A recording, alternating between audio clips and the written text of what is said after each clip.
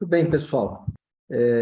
Obrigado pela presença em mais um webinar da FIA. Esse é um webinar que está sendo organizado pelo Lab Martin. O Lab Martin é o grupo dentro da FIA que congrega as atividades, as pesquisas e os cursos relacionados com marketing, branding e todos os temas correlatos. Tá? Eu queria agradecer a presença do Daniel Toledo.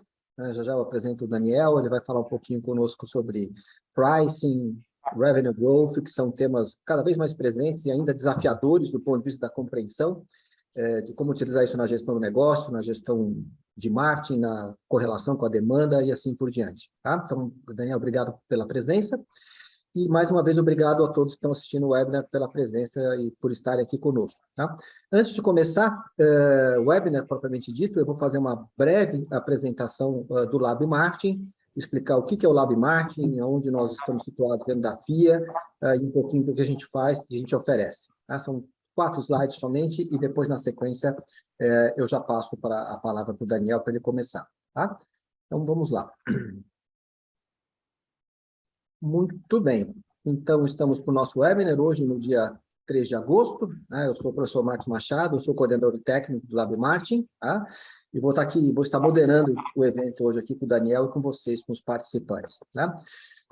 A FIA, né, muitos de vocês são participantes de outros webinars da FIA, a FIA Fundação Instituto de Administração, oferece um conjunto bastante completo, né, de cursos na área de negócios, na área de business, tá? Marketing, varejo, finanças, tá? É uma das escolas de negócios mais conceituadas dentro do Brasil. Ela nasceu ligada a professores da FEA, que passaram a oferecer cursos avançados de capacitação e gestão para o mercado de negócio, administração em geral, e também em consultoria. Tem uma foto da sede da FIA, para quem não sabe, fica ali no prédio onde antigamente funcionava o Senhor Abril, bem pertinho ali da Rebouças, da José do Matoso. Tá? E o Lab Martin, como eu já mencionei, antes de começar a apresentação, propriamente dito, é a área dentro da FIA, é o programa que congrega, né, os cursos e as pesquisas ligadas às atividades de marketing nas organizações e também a sua conexão com o design. Na verdade, o nosso nome é o Lab Martin e Design. Tá? Os dois coordenadores do Lab Martin são o professor Andrés, que é o coordenador, e a Kavita, que está aqui entre a audiência, né? Ela já mandou uma mensagem dando boa noite a todos, ela está acompanhando à distância, e por isso que ela não está podendo fazer a moderação hoje. E eu sou o coordenador técnico, envolvido diretamente com alguns cursos dentro do Lab Martin, vou estar aqui hoje com vocês moderando. Tá? E o que a gente oferece no Lab Martin em geral para o mercado? Consultoria, atividade de consultoria para organizações privadas e públicas ligadas às práticas de marketing, pesquisa de mercado, educação executiva, que são os programas in company, feitos e concebidos sob medida para diferentes organizações, os MBAs de marketing, a gente tem 3 MBAs de marketing, marketing de serviços, marketing branding e o MBA de marketing, e pós-graduação em marketing, e uma série, um conjunto bastante amplo de extensão de cursos ligados a práticas específicas de marketing. Então, em linhas gerais, um pouquinho do que é o Lab Martin dentro da FIA e um pouquinho da FIA, que já é familiar para a maior parte de vocês que já participam de outros webinars nossos. Tá? Muito bem. O Daniel vai falar um pouquinho sobre revenue, o que é isso, vai explicar um pouquinho do conceito, como isso entrou nas empresas, como começaram a surgir cargos de gestão, a relação com precificação e a relação de precificação com o desempenho das empresas, o desempenho de marketing, o desempenho geral, rentabilidade, demanda e assim por diante. No final, ele vai falar um pouquinho, né, um pouco de mensuração, para que vocês possam entender nas empresas, nas corporações onde vocês estão, em que nível esse aspecto está sendo aplicado ou não dentro da empresa, até para que vocês possam fazer uma autocrítica e, eventualmente, trabalhar dentro da empresa, dentro da organização, no sentido de usarem essas práticas para melhor gestão e melhor desempenho. Tá?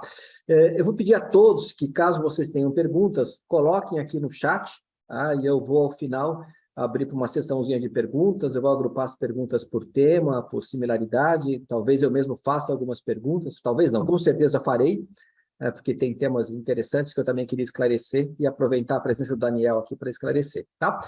Então é isso, pessoal, bem-vindos mais uma vez, obrigado pela presença. Daniel, obrigado pela presença, mais uma vez, por dispor a estar aqui à noite conosco e falar um pouquinho sobre esse tema com o pessoal. A palavra é sua, e a hora que você quiser começar, toca em frente.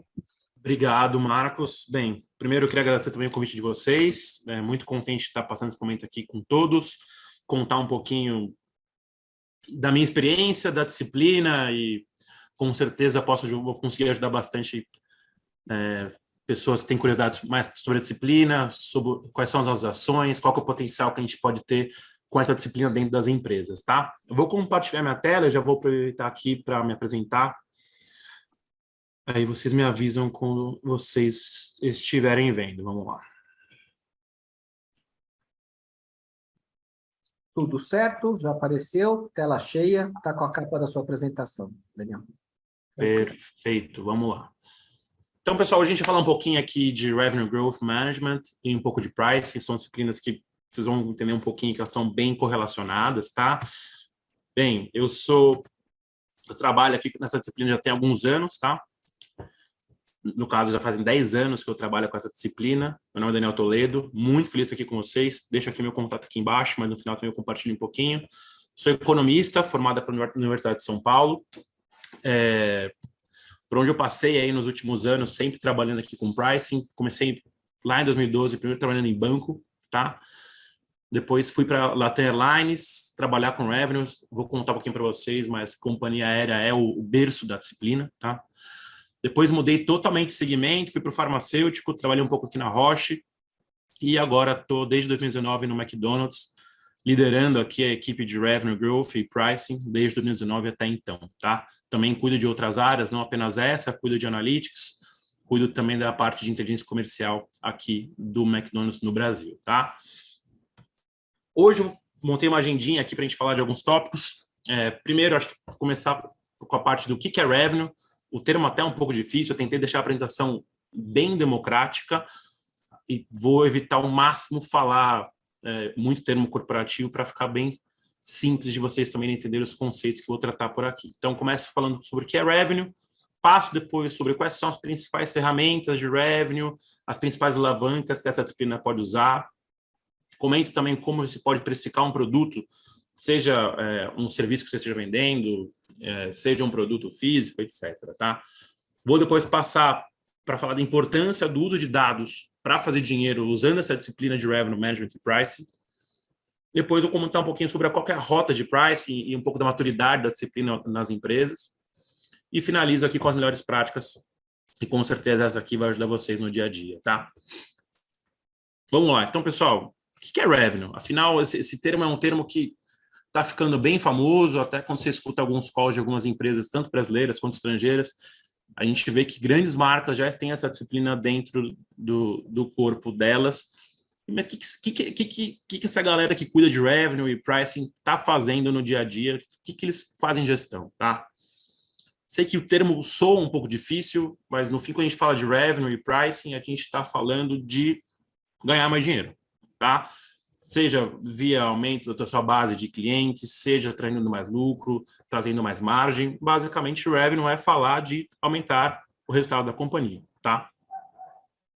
Onde começou essa disciplina? Então, essa disciplina nasceu lá em 1980, junto ali da desregulamentação do mercado de aviação americana, o mercado aéreo.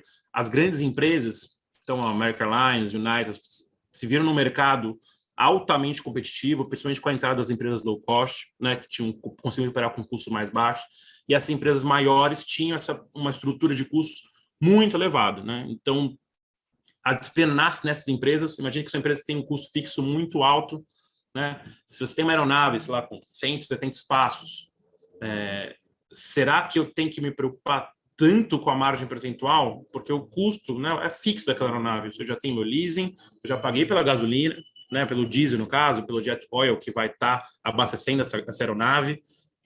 Como que a gente faz uma gestão para a gente aumentar a receita da companhia? Será que vale a pena eu deixar de vender uma passagem porque ela está com a margem baixa e no fim eu ficar sem aquela receita ou não? Então a disciplina nasce nesse contexto, tá? Então, revenue permitiu que essas empresas tivessem um ganho de receita, eles usavam muito dado histórico e modelo de previsão aqui de demanda para auxiliar essa área para maximizar o resultado da companhia, tá? Então, quais são as principais ferramentas que essa disciplina de revenue e pricing tem nas mãos para aumentar esse lucro e resultado da empresa que eu comento com vocês?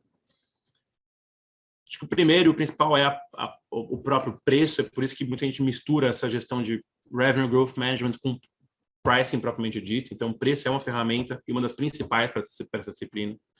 A gestão do mix, né, do portfólio de produtos, mix de canal, também é uma ferramenta muito importante aqui para a disciplina.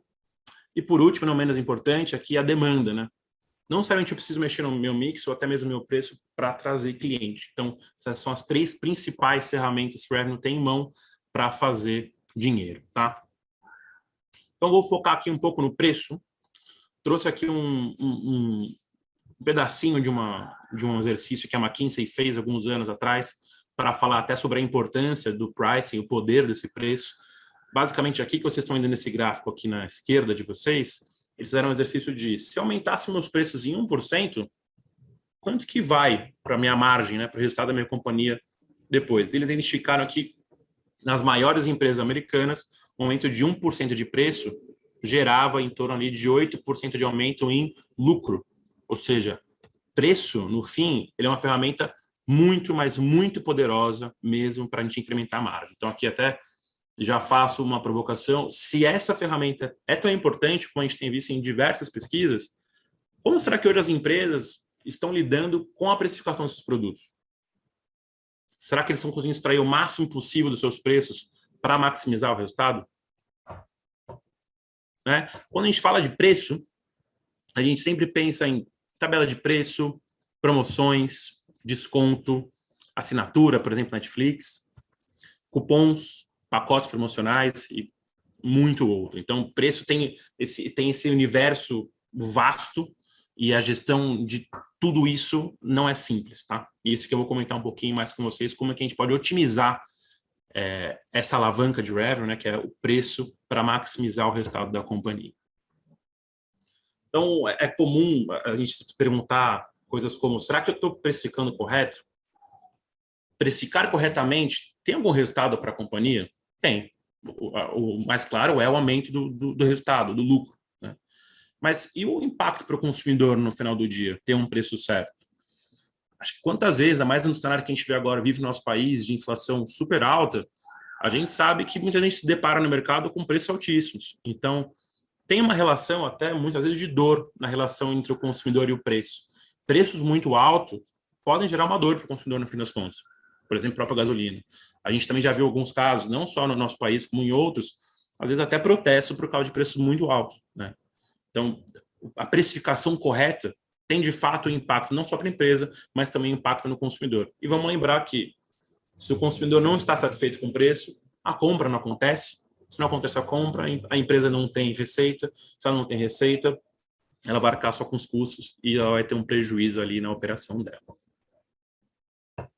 Então, acho que a primeira pergunta que salta quando faço essas diversas provocações até agora será, né? Será que aonde eu trabalho, se eu for uma pessoa autônoma, será que os preços, a minha estratégia de precificação está correta? O que eu tenho hoje está maximizando ou não o resultado da minha companhia, até mesmo da minha empresa, ou se não, de onde eu trabalho, tá? Então, vou começar aqui bem pelo começo, um pouco do conceito de como a gente precifica um produto. É muito comum escutar que, para precificar um produto, um serviço, você tem 3 maneiras, são as mais populares, tá? Que a gente escuta no mercado. Uma delas é o cost-based. Cost-based nada mais é que você precificar com base no custo do produto. Depois a gente tem aqui esse competition-based, que é você precificar algo com base no preço do seu principal competidor ou de algum competidor que tem um produto ou serviço semelhante ao seu. E o terceiro, que é o value-based, que é você precificar com base no valor que o seu produto ou o seu serviço traz para esse consumidor, tá? Então, começando aqui com cost-based, vou ter um par de situações para a gente pensar um pouco juntos. Então, imaginem, deixa eu só colocar o pointer aqui para facilitar. Imaginem que nessa barrinha aqui, quanto mais para cima, maior o preço, quanto mais para baixo, menor o preço. E o nosso custo está mais ou menos por aqui, tá? A empresa decide usar essa metodologia de fazer preços com base no custo e ela define que o preço ofertado vai ser este daqui, porque ela quer ter uma margem alvo de, não sei, 70%, 80%, que seja. Ela define uma margem alvo, botou essa margem, esse markup em cima desse custo e chegou num preço ofertado para o consumidor. Mas O consumidor, né, a gente, lá quando vai olhar a gôndola do mercado, a gente tem na cabeça um preço que a gente está disposto a pagar por aquele produto. Então, nesse cenário que eu montei, o preço que o consumidor estaria disposto a pagar pelo produto está acima do preço ofertado da companhia. Como a companhia usou esse cost-based e ofertou esse preço, aqui a gente vê que o preço do consumidor está acima do preço ofertado, vai sim, de fato, correr aqui uma transação, uma compra, mas todo esse pedaço aqui de diferença de dinheiro, de preço, é um lucro potencial que não foi capturado pela companhia porque ela usou a estratégia de preço de cost-based, de usar o custo do produto, botar uma margem-alvo e aí sim chegar no preço ofertado. Tá? Então, nesse cenário, a empresa estaria prejudicando porque ela perdeu esse lucro potencial. Uma outra situação, também coloca aqui o custo por aqui, fala que o preço ofertado vai ser esse, então eu defini uma outra margem, tá? Putz, quero ter uma margem de 90% em cima do meu custo. Tá? Só que agora o consumidor ele está disposto a pagar menos do que eu ofertei. Claro, vai ter pessoas que vão comprar esse produto, mas muito provavelmente acontece na situação 2, nesse caso do cost base, aqui é uma demanda potencial que não foi capturada porque você botou o preço muito alto. Tá? Então, nesse cenário também, a companhia acabou deixando dinheiro na mesa. Tá? Indo agora para essa parte de competition based, ou seja, usar os preços da concorrência para você precificar o seu produto, e aqui acho que até fica delicado, porque se precificação, como eu comentei até agora, é tão importante para a companhia, é estranho a companhia terceirizar a precificação dela para os concorrentes dela, acreditando que eles precificam bem e posicionando entre eles, ou num match de preço, né, igualando os preços com ele, ela vai estar no ótimo possível de venda. Tá? Então, nessa situação 1 aqui, a gente tem dois concorrentes, o concorrente A e o concorrente B, que estão nessa linha de preço aqui, e a empresa C, definiu ficar entre os dois, né, nem muito barato, nem muito caro, para lançar o nosso produto. Mas, como eu comentei, o consumidor tem na cabeça um preço que ele pagaria por aquele produto ou serviço, e esse preço aqui, neste caso, ele está acima do preço que a empresa C, a gente, definiu aqui para este produto. Como a gente definiu com base na concorrência, a gente não olhou o consumidor, a gente viu que nesse cenário também tem um lucro potencial que a gente não capturou. Se a gente tivesse cobrado um pouco mais, ou seja, nos baseados no quanto o consumidor está disposto a pagar por aquele serviço ou produto, a empresa teria ganho mais dinheiro nessa situação. E uma situação 2, também semelhante, tá? De novo, preço à concorrência do produto do nosso concorrente B lá em cima e o nosso concorrente A aqui embaixo. A gente também decide precificar dessa forma intermediária, só agora o consumidor está disposto a pagar menos. Né? Nesse cenário, assim como a gente viu no outro, tem uma demanda potencial que não foi capturada, né, por causa dessa decisão que a empresa teve de vou montar os preços dos meus produtos, ou seja, o principal negócio dela, eu vou terceirizar e deixar na mão do meu concorrente. E aqui o terceiro método, e esse é o método que não são todas as empresas que usam ele hoje, acho que ainda mais no Brasil as empresas estão evoluindo para esse caminho, mas a maioria das empresas não usam esse tipo de precificação, que é esse value based, que é o método que se baseia para dar o preço com base no valor que a pessoa dá para aquele produto. Né? Neste cenário, a gente vai ter sempre que o preço da empresa ou ele vai estar igual ao preço esperado pelo consumidor para pagar, né, que está disposto a pagar, ou um pouquinho abaixo. Tá? Como que a gente chega nesse preço que a empresa consegue saber quanto o consumidor está disposto a pagar para aquele produto? Aqui por trás disso tem muita pesquisa de campo, muita simulação técnica para a gente identificar. Então, tem alguns métodos de pesquisa que a gente usa em diversas empresas para você conseguir fazer simulações e exercícios, às vezes reais, né, com o consumidor, para que ele, de uma maneira, de alguma forma, ele revele para a gente a disposição que ele tem a pagar em cima daquele produto. Tá? Então, essa aqui é um pouco da ideia desse value-based pricing, e é ele também que permite algumas situações de variações de preço para o mesmo produto muito curiosas. Tá? Então, por exemplo, se a gente for pensar numa commodity, aqui, só água, se eu perguntasse para vocês quantas pessoas estão dispostas a pagar por uma água, muita gente fala, uma garrafa de 500 ml eu vou pagar R$2, quando fala 5, 4, enfim, mas os preços não vão ser muito altos, porque a gente já sabe que a água é uma commodity. Mas, se a gente for agora no mercado, a gente vai encontrar marcas que também vendem água com gás, por exemplo, e conseguem vender a preços exorbitantes muitas vezes. Então, tudo isso tem a ver com a disposição a pagar. Às vezes a pessoa está disposta a pagar um pouco mais por um produto que ela entende que seja mais premium. Então, o quanto alguém está disposto a pagar varia dependendo da situação, tá? Outro exemplo também, usando água, é algo que eu costumo sempre compartilhar com o pessoal no trabalho. Mesmo a água hoje sendo uma commodity, a gente sabe que a gente consegue ter água muitas vezes de graça, ou senão a um preço muito baixo. Imagina uma situação que a gente está no deserto, sem água, fica lá 3 dias sem beber água. A gente encontra um vendedor no deserto e ele fala assim, olha, eu tenho aqui uma garrafinha de água. Muito provavelmente a nossa disposição a pagar por essa água, mesmo a gente sabendo que a água é uma commodity e ela custa na média lá de R$2 a R$5, naquele momento, nessa situação, aposto que a maioria de vocês estaria disposto a pagar muito mais do que R$2 a R$5 por uma simples garrafa de água. Porque agora a situação é outra, né? Eu preciso muito daquele serviço, aquele produto, então eu pagaria muito mais por ele, tá? Então, só para a gente tentar amarrar tudo isso aqui, deixar alguns pontos para vocês terem em mente.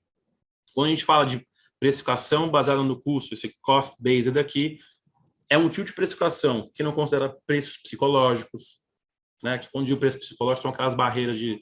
Sabe quando você vai no mercado encontrar? Essa bolacha custa R$ 9,99, um passe de R$10. Esse R$10 a gente chama de barreira psicológica ou preço psicológico. Tá? Então, essa precificação de cost-based não considera preço psicológico, ela não considera a disposição que um cliente, um consumidor tem a pagar por aquele serviço ou produto. Ele não acompanha a preço da concorrência, então você pode estar totalmente descompetitivo ou muito competitivo, a ponto de estar muito barato.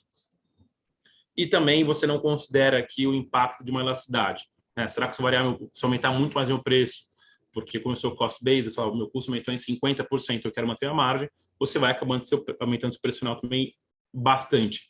Será que por esse motivo, como você não considera a elasticidade, você não vai estar perdendo, no fim das contas, muitas transações e que isso gera uma perda de receita e lucro? Então, esse tipo de metodologia que muitas empresas no Brasil usam, tá? E no mundo também, ela tem esses problemas que você pode acabar deixando dinheiro na mesa, tá?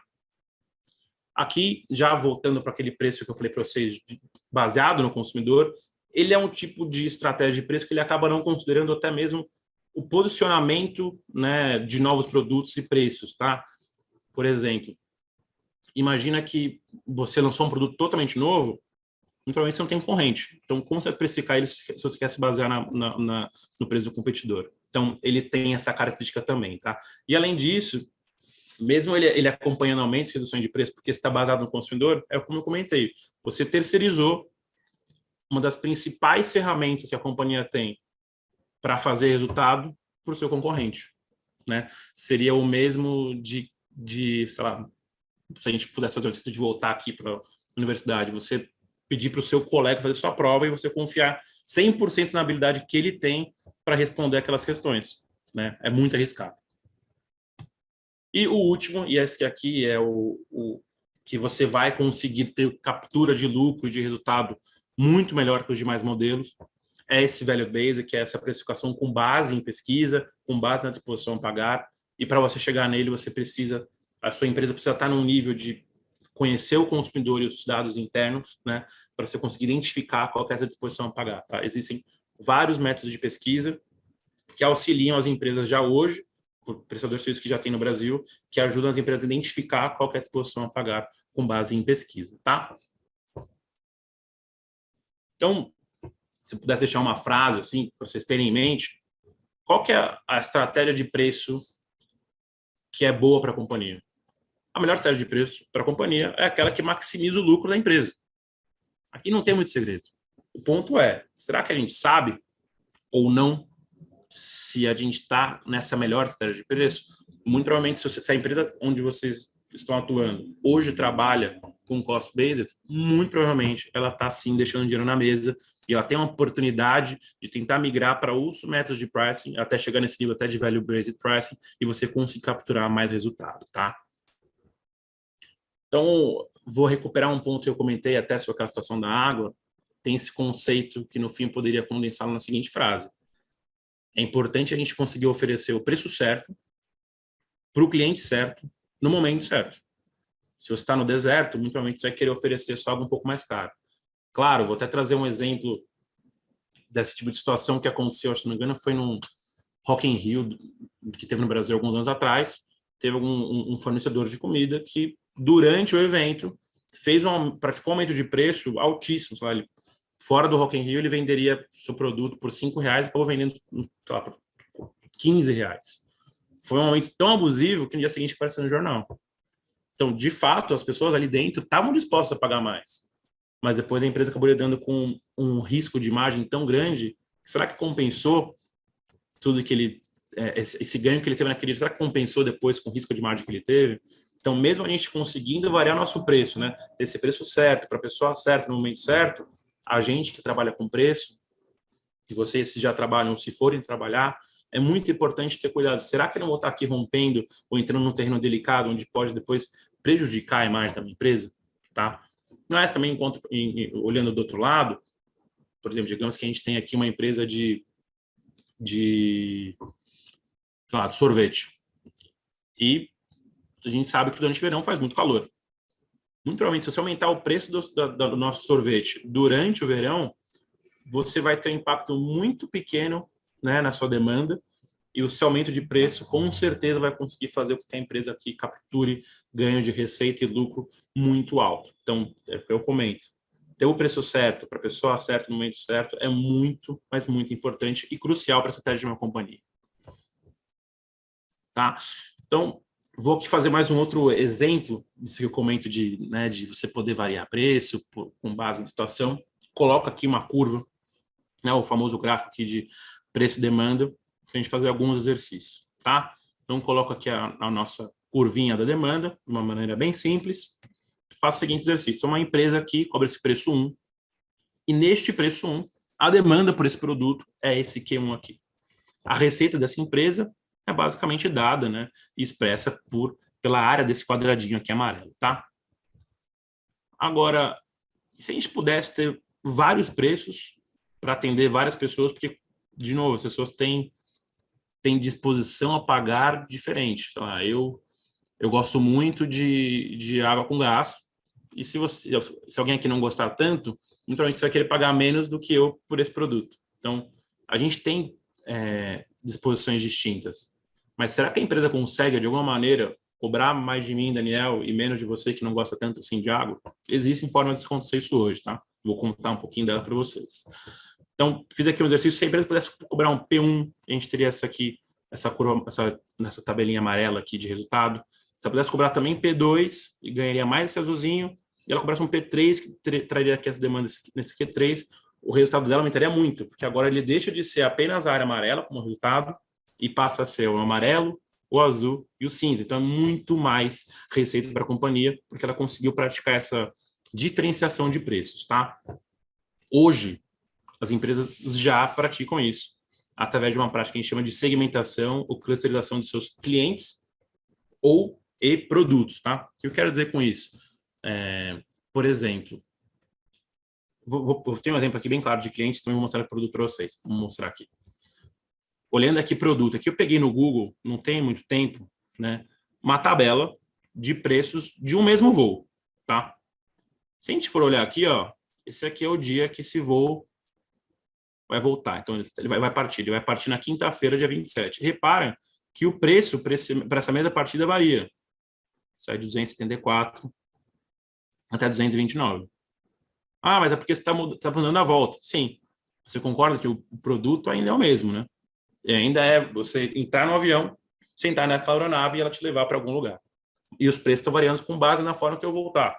Então, se eu for voltar, talvez, aqui num domingo, eu vou pagar mais do que se eu voltasse num sábado.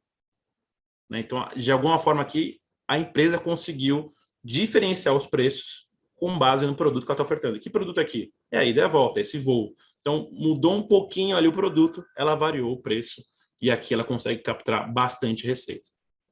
Aqui já um outro exemplo também, ainda de mercado aéreo. Não sei se vocês repararam em alguns sites, vocês conseguem ver que tem essas 3 opções, né? Uma bagagem de mão, botar mais mala, um assento maior, etc. E os preços finais variam. Se eu sou uma pessoa que dou muito valor para sentar num lugar com muito mais espaço, eu estou disposto a pagar muito mais por essa passagem. e aqui é dessa forma que ela consegue também até mesmo diferenciar o produto dela, tá? Então, hoje, na prática, como vocês podem ver, as empresas já praticam clusterização e segmentação de preços, tá?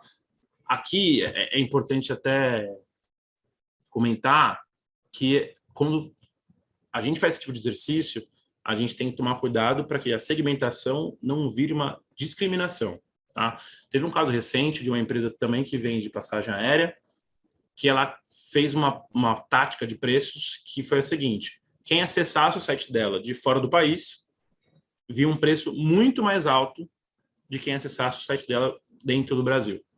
Isso, no caso, é uma discriminação, né? Isso tem que tomar muito cuidado com essa prática. Então, quando a gente pensa em preço, a gente tem que olhar um pouquinho de tudo. A gente quer maximizar o resultado da companhia, mas tem que tomar também cuidado com a imagem dela e também com as leis do país, tá? Então, acho que com tudo isso que eu tentei falar para vocês, de segmentação, de forma de precificação, se é baseado no custo, se é baseado no valor, a mensagem que é muito importante é: não deixe o dinheiro na mesa.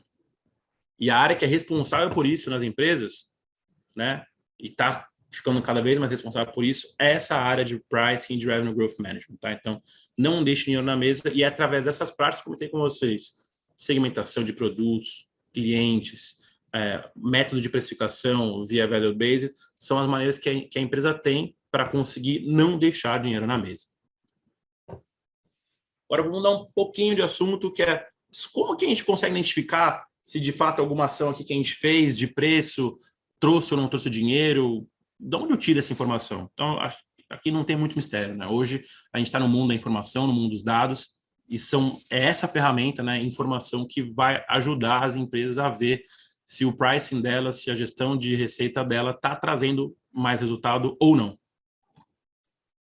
Então, hoje, quando a gente pensa em informação e dados, eu vou dividir aqui em dois cenários, pensando nas empresas, né, em dados internos e dados externos. Quando a gente pensa em dado interno, eu estou pensando aqui em histórico de venda, o dado que o próprio consumidor deixa para a gente, que é: se a gente tem uma loja, sei lá, que vende roupa, se a gente vê que sempre vende mais sapatos, a gente recebeu a informação do consumidor, de alguma maneira. Então, o nosso dado de venda, essa compra do consumidor passa informação para a gente, isso é um dado interno muito importante.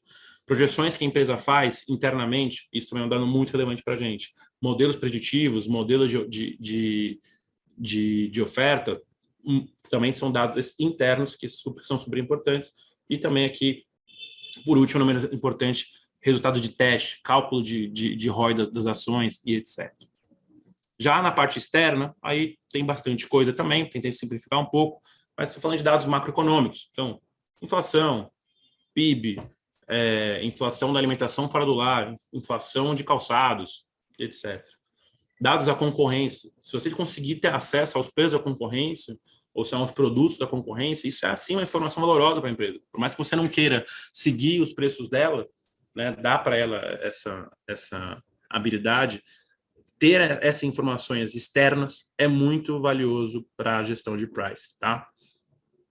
Pesquisa de tendência. Então, para onde será que o consumidor está indo? Como ele está pensando? Será que esse público mais jovem que está vindo aqui, como que ele consome? Será que ele consome igual, não consome igual? Será que ele se preocupa muito mais com a forma que as empresas se posicionam e etc. Então, ter pesquisa de tendências, são dados externos, também ajuda muito na nossa gestão daqui de preços, tá? Projeções externas, então quanto o país vai crescer, ou se não, quanto aquele segmento que a empresa está inserida, a indústria que ela está inserida vai crescer ao longo do tempo. São informações valiosas e cruciais para uma boa gestão de receita da companhia, tá? Então, os dados podem ajudar a gente a medir resultado. Acho que é importante vocês terem em mente que uma gestão de pricing bem feita é garantir que você mostre o resultado das suas ações. Então, saber o resultado do que a gente fez é crucial, porque se a gente não consegue mostrar o resultado que aquela ação de preço trouxe, é muito provável que o acionista, a liderança ou o dono da empresa não vai conseguir entender o quão valoroso foi todo o nosso trabalho de gestão de preço aqui. Então, fez algo de preço, é crucial medir esse resultado. E para medir o resultado, a gente precisa de dado, né? Informação transacional e etc. Analisar. Então, o dado pode ajudar a gente a analisar o que acontece dentro do negócio. Quais são as oportunidades? Como o meu consumidor compra? Será que ele compra mais de manhã, de tarde ou de noite? Então, essas informações, esses dados são muito importantes para a nossa gestão de preços. tudo que a gente faz, se possível, é importante que a gente teste, simule. Fez uma ação de preço, se possível, tenta deixar um grupo sem receber essa ação, para você conseguir fazer uma prática de que a gente chama de teste AB, para a gente conseguir identificar se o ganho de receita que eu tive foi por causa de preço, ou foi por causa de temperatura, ou foi algo sazonal, sempre naquela semana a receita sobe. É importante que o profissional que está fazendo a gestão da receita da companhia, do lucro da companhia, do preço da companhia, consiga mostrar claramente para a sua liderança que aquele aumento do resultado venha de preço, tá? E escutar o consumidor. Gente, a gente tem que ter muito claro na cabeça de que, no fim, quem consome é o consumidor. A empresa precisa escutá-lo. Se o consumidor não vê o valor naquele produto, ou ele não está disposto a pagar aquilo, você não vai ter venda. Então, é muito importante que as empresas estejam antenadas em como o consumidor está valorizando o seu produto, tá? E isso, como eu comentei, esse é um dado que ajuda muito na gestão de preços, tá? Aqui eu trouxe uma frase que o pessoal, que a gente costuma usar até no trabalho, não só no McDonald's, mas também em diversas empresas, já ouvi essa mesma frase, que é o fail fast, learn faster. Então, traduzindo, seria errem rápido. Errar, no caso aqui de preços, não é tanto problema. É importante que você erre pequeno.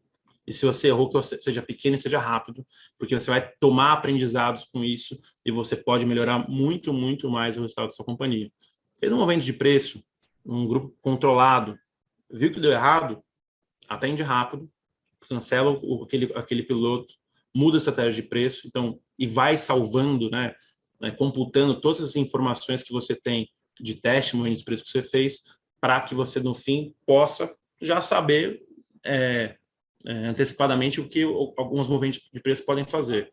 É comum, às vezes, como, a gente queria fazer um desconto em algum produto de 50%. Se você já fez isso no passado, você já viu que deu errado, mas faça assim, pessoal, a gente já testou, as condições são muito parecidas, a gente não precisa aplicar essa prática de novo. Não deu certo. Então, testem as coisas, aprendam rápido e salvem, e computem os resultados, que no fim é um dado muito valoroso para a gente, tá? Então, acho que quando a gente está falando aqui de preço, falei de bastante coisa, a gente está num grande mar aberto, de oportunidade.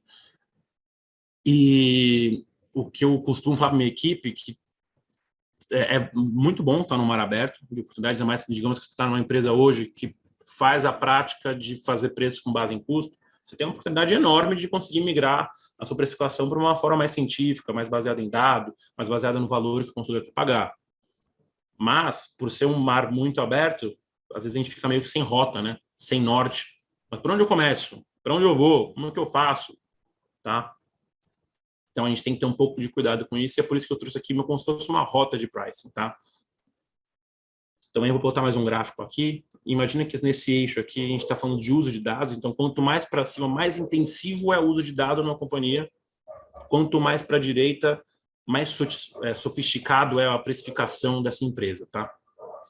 Então, vou separar em 4 grupos. O primeiro, que está aqui na pontinha, que tem um uso de dados menos intensivo e com uma sofisticação em pricing um pouco mais simples, é comum escutar o termo primitive pricing, nada mais é que aquele pricing mais primitivo. O que é isso? É aquela pessoa que faz meio que no feeling. Tipo, olha, eu acho que esse produto custa R$20. Ou são aquelas empresas que falam assim, olha, o custo desse produto é R$10 e eu quero ter uma margem de X%. Tá? Então, é um grupo de empresas que usa poucos dados internos e externos e tem uma baixa sofisticação em precificação, porque ela faz com base no feeling dela, no que ela acha, e também usa muito essa estratégia de basear os seus preços nos seus custos. Já um segundo passo aqui, uma evolução dessa parte, que você já passa a usar um pouco mais os dados que a companhia tem, você passa a ter também uma sofisticação um pouco maior em pricing. Que às vezes você usar aqui, a gente chama aqui de reactive pricing, então um pricing mais reativo, que é uma empresa que já passa a usar um pouco mais de Excel e faz uma análise mais simples, tá? Olha mais a concorrência, tenta botar seu preço meio que em linha com o que a companhia está praticando, que já é melhor muitas vezes que esse pricing mais primitivo, mas que ainda tem muita oportunidade na mesa. Então, se hoje você identifica que a sua empresa está aqui, um segundo passo provavelmente pode ser já começar a migrar para cá, tá? Qual que é o terceiro passo? De novo, terceirizar para o concorrente a sua principal alavanca não é bom. Então, a gente vai chamar aqui de pricing adaptativo, né?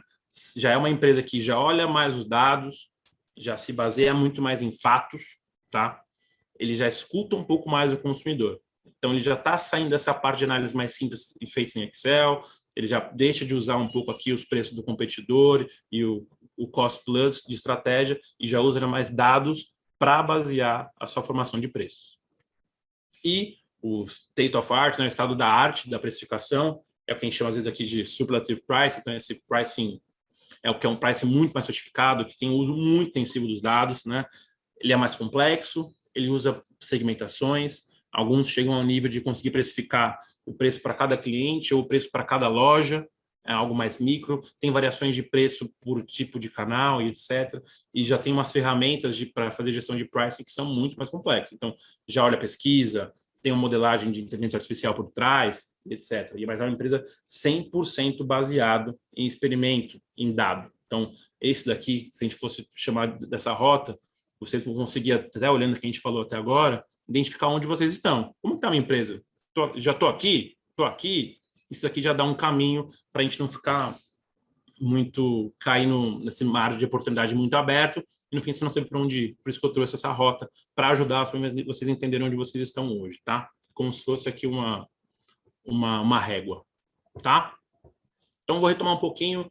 Será que hoje eu sei se a minha estratégia de preço está certa? Agora que a gente viu tudo isso, então com base um pouco que a gente conversou, você já vai conseguir saber se a empresa onde vocês estão tem ou não tem a oportunidade de preço.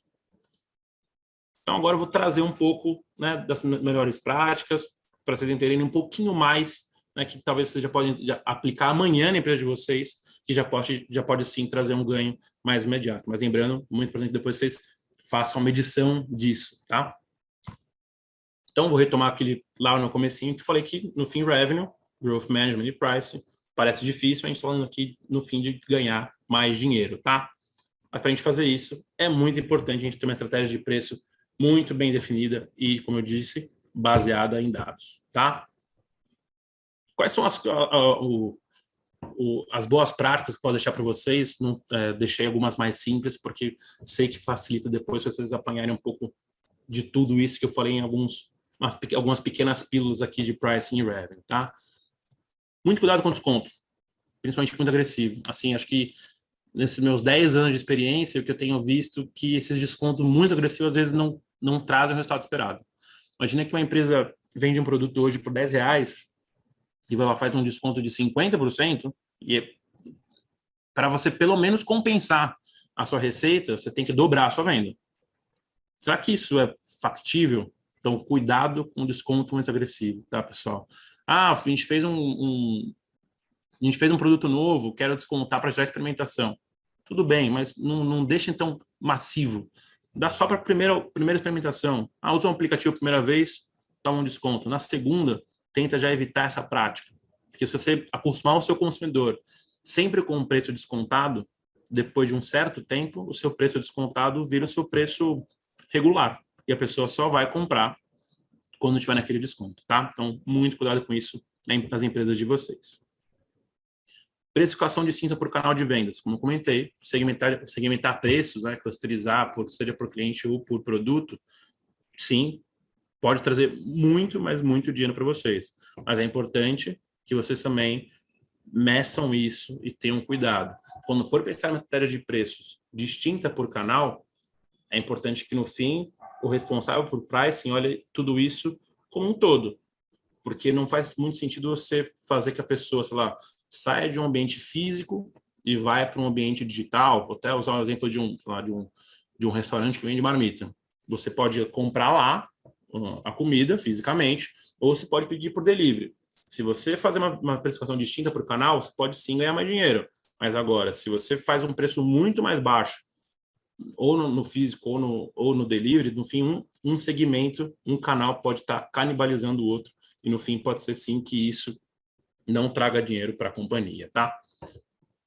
De novo, acho que essa frase é muito importante. Evite, o máximo possível, fazer essa precificação baseada em custo. Como eu comentei, você pode estar deixando muito dinheiro na mesa, tá? Fail fast, learn fast. Testing, tá? Viu que deu errado? Encerra o teste.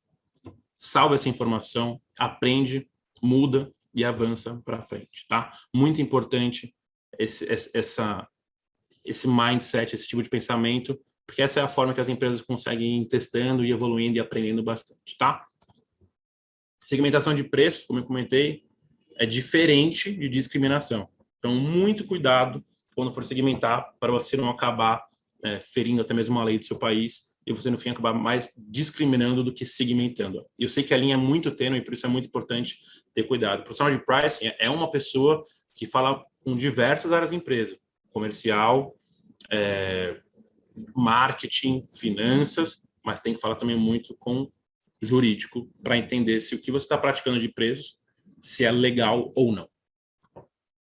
E aqui vou deixar uma frase que eu tenho usado muito no meu dia a dia, que é: esse profissional de pricing tem que usar ao menos "eu acho", passar a falar muito mais do os dados mostram que isso é melhor que aquilo. Então, esse profissional tem que ter isso na cabeça. Se hoje eu uso muito "eu acho", muito provavelmente você está naquela fase mais inicial de pricing, você tem um caminho a trilhar e tem muita oportunidade que isso, no fim, vai trazer muito ganho para a companhia. E para fazer isso, você tem que começar a capturar dados, seja eles internos e externos, para você conseguir, no fim, ter uma precificação mais assertiva.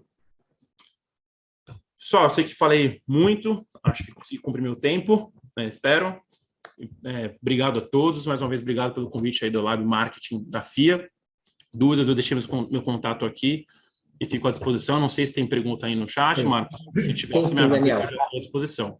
Tem sim, tem algumas perguntas interessantes. Obrigado pela apresentação, foi bem, o time, a velocidade, tudo perfeito. E tem aqui algumas perguntas interessantes. Eu vou começar com a pergunta da Cavita, que foi, enfim, quem fez o primeiro convite para você, que é o seguinte: basicamente, ela está falando, ok, capturar valor, ser mais assertivo, segmentar preço por cliente para uma companhia aérea, ficou mais ou menos claro como fazer isso, alguns caminhos. E no caso de empresas de bens de consumo de massa, que o preço está ali na prateleira, quer dizer, como é que eu consigo utilizar dados, conhecimento, para eventualmente, se é que eu consigo, precificar de forma mais assertiva, de acordo com a circunstância, de acordo com o cliente? Como é que funcionaria nesse caso? O que você pode compartilhar conosco? Estou imaginando que a Cavita aqui está pensando mais do lado de empresa para empresa, uma Nestlé que vende a sua caixa de bombom para Pão de Açúcar. Como é que ela sabe se o que ela está fazendo está apurado? Não. O que eu entendi é Isso? o seguinte: é o chocolate que está na prateleira do Pão de Açúcar. Todo mundo que entra naquela loja naquele dia, dezenas de pessoas, centenas de pessoas, tem predisposições diferentes, tá? Sim. Para preço. E aí, tem algum jeito de trabalhar isso ou não? Tem sim. Vou dar 2 exemplos, tá? Por exemplo, os mercados hoje não praticam o mesmo preço do bombom em todos os mercados. Se você for hoje no mercado num bairro, sei lá, talvez o bairro de Pinheiros, vai ter um preço do mesmo chocolate mais caro do que se você for, talvez, para uma região não tão abastada, sabe? Com uma renda per capita tão alta. Então, hoje eles já fazem isso. E Por loja. por loja, tá? E Uhum. agora, olhando na visão por consumidor, um caminho também é via aplicativo. Muitos mercados hoje já têm um aplicativo e onde você pode trabalhar com descontos. E muitas vezes o desconto não é igual por pessoa, tá? Se eles percebem que o Daniel é uma pessoa que gosta muito de chocolate, muito provavelmente o desconto que eu vou ver é menor do que das outras pessoas, porque se eu gosto muito, estou disposto a pagar mais por ele, tá? Então hoje isso já é feito. Tá. Mas aí está na mão do varejo, que obviamente é quem está mais próximo do cliente final e tem tanta quanto a capacidade de fazer a segmentação. Sim. Do ponto de vista da indústria, eu pelo menos estou pensando aqui, eu não estou encontrando ainda um jeito de fazer isso. Também tem como, claro que a gente sabe hoje que a gente tem leis de LGPD que não permitem que essas empresas troquem informações, mas, de qualquer forma, por exemplo, o produtor também consegue fazer pesquisa para ele ter uma ideia de mais ou menos de qual que é o preço disposto a pagar pelo consumidor. E, além disso, quem produz tem toda a informação de estoque. Então, ele sabe se tem, talvez, será que tem algum período do ano que vende muito mais chocolate? Tipo Páscoa. Então, provavelmente, eu deveria, neste momento, até mesmo repassar um pouco mais aqui de preço para os varejistas. Tá? Então, tem forma, sim, mesmo quando ela não sabe o sell-out, né, a venda final ali para o consumidor. Tem maneiras, e até mesmo tem empresas que têm driblado isso e driblado muito bem. Se a gente pensar que, acho que é a Ambev, né, que Hoje ela tem o Zé Delivery, se não me engano, o Zé Bebidas, ou Zé Delivery, que acho que é deles, e no fim eles estão vendendo o produto deles, muitas vezes, direto para o consumidor. E ele vai ter informação como se ele fosse um varejista. Então tem forma, sim, dessa empresa que está por trás ter essa informação, tá? Legal. Tem uma pergunta aqui interessante, né? Você colocou ali a frase, né? O fail fast, learn fast. Um dos participantes perguntou: você tem um exemplo de uma situação em que isso aconteceu, seja com você, ou que você observou no mercado acontecer, enfim, na prática, né? Isso aconteceu, né? Um exemplo do falhar rápido e aprender rápido com o erro. Tenho. O bom desse mundo digital, ainda mais quando a gente fala de aplicativo, é que a gente tem informação muitas vezes online, tá? Então, digamos que, não vou falar qual foi a empresa, mas sei lá, eu fiz uma promoção no app com desconto muito agressivo e eu consegui ver naquele momento que não estava trazendo gente nova para a loja, mas no fim as pessoas que já iriam na loja passaram a usar o desconto. Eu já sei que eu errei, o que a gente fez? Encerro o cupom, encerro a promoção. Então, isso é possível sim, as empresas já fazem isso hoje. Uhum. Mas, de Tá. novo, você tem que ter acesso a essa informação de maneira rápida para você conseguir errar rápido, né? E errar pequeno. Também não vai, errar grande não é aconselhável. Legal. Tem uma pergunta aqui que eu fiquei com um pouquinho de dúvida de qual que era a intenção da pergunta por parte aqui do participante, mas ela me lembra, acho que eu entendi, e de todo modo a pergunta que eu vou fazer é uma pergunta que até eu gostaria de fazer, né? Quando a gente está falando de compra e venda de serviços, no caso do B2B, quando você lida com um comprador, né? Uhum. E aí tenta pensar, Daniel, sobre a ótica de quem compra, que também busca, né, uma relação construtiva com quem vende. O Uhum. comprador fala, ó, né, o valor desse serviço é tanto, me manda a melhor proposta que você, né, tem para você. Você acha que faz sentido? Né? Como é que você enxerga pessoalmente esse tipo de teto, né? Quer dizer, o comprador fala, então, né? Quer dizer, o budget, o orçamento, e eu que vendo serviço, sei que isso acontece às vezes. Tá. Sim, esse é um dos mais difíceis de pricing, mas vi uns casos muito interessantes como eles fizeram a aplicação que eu acabei de contar para vocês para esse cenário mais de você prestar um serviço para uma empresa, por exemplo, lá. Vou pegar o caso de uma empresa que vende, sei lá, máquina para um terceiro e essa máquina é para ela fazer algum tipo de serviço, para fazer exame médico, por exemplo, né? A negociação a gente sabe que é mais difícil porque ele fica pedindo proposta e ele tenta fechar sempre na mais barato. Porque, claro, a empresa está comprando o serviço ou o equipamento, quer ter o menor preço possível, que ela quer reduzir custo, né? No fim, a função de maximizar lucro, ela pode ser feita via maximização de receita em conjunto com a minimização do próprio custo. Como é que essa empresa fez o pricing dela com base no valor? Foi muito bacana. Eles mapearam o quanto a máquina deles era melhor que as demais do mercado e quanto as empresas teriam um ganho de eficiência ou até mesmo redução de custo com a compra da máquina dela versus o concorrente. Quando você muda para esse cenário, é muito difícil o comprador ir para essa parte do mas eu quero pegar a menor proposta, porque você está mostrando para ele, você vendedor, por isso que é importante até price estar nesse cenário, estar próximo do comercial, que assim, olha, a minha máquina tem este preço acima do mercado porque eu reduzo o seu custo em X%. Então, existe um valor econômico que beneficia o comprador de comprar esse equipamento que eu comento com você, da empresa que a gente trabalha, do que da outra. Tá? Então, é possível hoje. Isso se chama EVC, tá? Essa pessoa que perguntou por na internet chama Economic Value to Customer. Vai achar alguns textos de price relacionados a isso, que é especificamente para essa situação de B2B, tá? Não Legal, sei se eu legal. respondi a Obrigado. pergunta. Não, respondeu sim. E tem uma última pergunta que eu queria fazer, por conta até do nosso tempo aqui, que estamos próximo das 8 horas.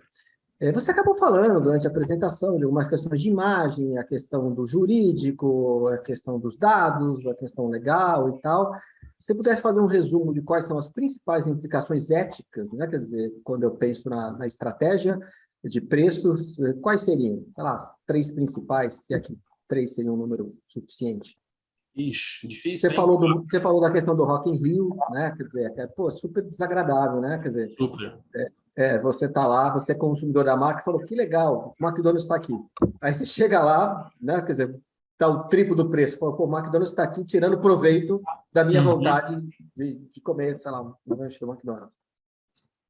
Tá. Ó, Essa foi uma conversa que eu já ouvi também de outros segmentos. Essa conversa até mesmo com a equipe de legal é difícil, tá? Porque, em teoria, na lei, muitas vezes não está tão claro isso, tá? Então, às vezes, tem muito mais até o risco da percepção do consumidor. A princípio, se você não pesquisa nada com o consumidor, não tem como você saber se ele vai achar bom ou ruim aquele preço mais alto ou não. Então, sem pesquisa, muito difícil responder essa pergunta, tá? E que a gente faz e o que eu recomendo fazer. Caso vocês vão enfrentar um cenário desse, de um evento externo, e vocês tiverem a oportunidade de pesquisar com o consumidor antes, pesquisem, tá? Para entender, olha, neste preço, como você se sentiria? Ou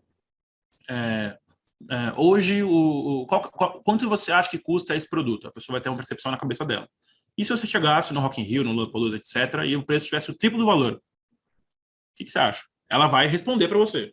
Isso já vai te dar muito insight se você está com preço abusivo ou não, tá? Então, você vai conseguir, com base nessa pesquisa, identificar talvez qual que é o preço que tem menos reclamação. Reclamar, o consumidor reclama, ninguém quer pagar mais, tá? Sim. Muitas vezes eu brinco assim, se a gente perguntasse para alguém quanto você quer pagar, eu falo, quer pagar quanto? Eu entendo que a resposta lógica das pessoas deveria ser zero. Se alguém perguntasse, quer pagar quanto nesse carro? Nada. Mas a gente sabe que não é assim. Existe até uma relação que a gente brinca de que o preço tem muito a ver com dor, às vezes, né? Então, sendo mais prático para tentar responder a pergunta, tá? Para saber o seu limite é via pesquisa. É muito difícil o jurídico te falar qual é o caminho, porque não está claro na lei, tá?